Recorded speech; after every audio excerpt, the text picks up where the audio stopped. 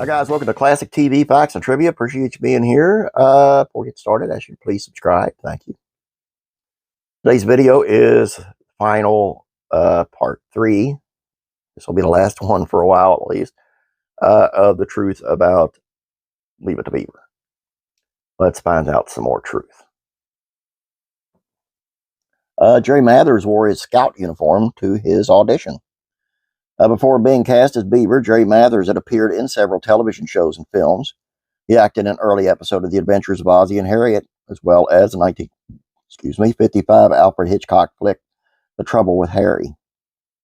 When he was brought into the casting call for the role of Beaver, Mathers, I'm sorry, man, I'm having a hard time today.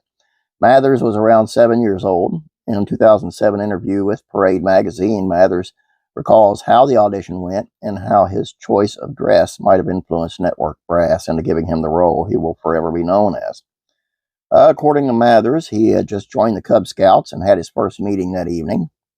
Anxious that the audition was taking too long, he was distracted and fidgety, and prompting a casting director to ask him, "Why are you so fidgety, Jerry?" To which he replied, "I don't want to be here because I have a Cub Scout meeting."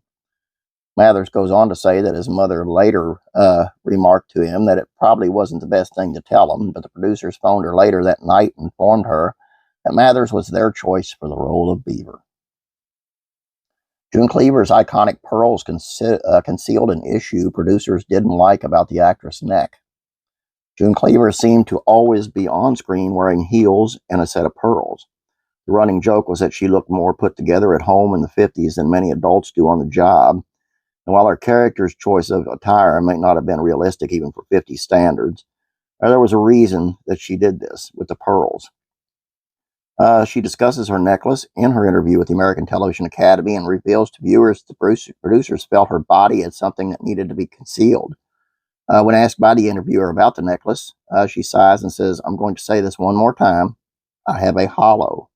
And she then goes on to touch a place on her neck that would oftentimes cast an unwanted shadow. Though there were rumors of the necklace being used to cover up a nasty scar, she sticks to the story and says that it's the gospel truth. As for those high heels, she said that she wore flats in the early episodes, but needed to switch to heels to give her appearance of being taller than her on-screen sons. And Leave It to Beaver set a precedent for having a series finale. Long-running shows have a set standard of having a finale to wrap it all up. Final episodes give networks one last shot at tying up loose ends from plot lines, as well as a mechanism for selling ad revenue in what is usually well-anticipated, heavily viewed segments on primetime TV.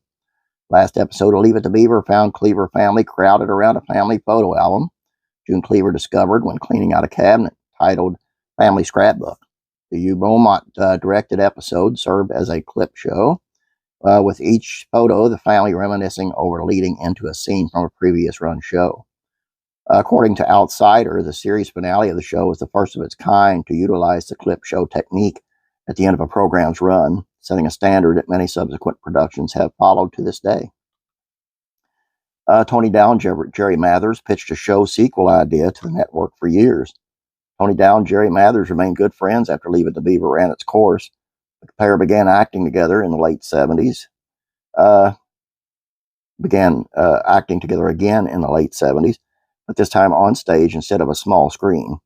Washington Post reports that they co-starred in the production of Boeing, in 1978, and followed up with a stage play written specifically for the two actors titled So Long, Stanley in 79. The news outlet also revealed that the Dow and Mathers had been trying to get executives from different networks to create a show based on the Cleaver family.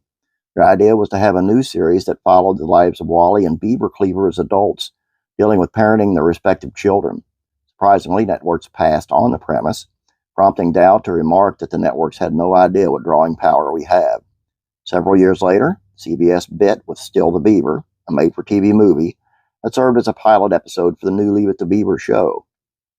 The sequel series was picked up by the Disney Channel, later TBS, running from 83 until its finale in 89. The series featured Dow, Barbara Billingsley, and Mathers, and also brought back the characters of Clarence Lumpy Rutherford and Eddie Haskell, played by the original actors Frank Bank and Ken Osmond. And there you go. I promise I'll leave it to Beaver for a while. 3 days in a row. There you go. Hope you guys enjoyed this. Please don't forget to subscribe, and please don't forget about classic rock and country music facts and trivia. Head on over there. Please subscribe to that. Have a great day. God bless. I'll be praying for you.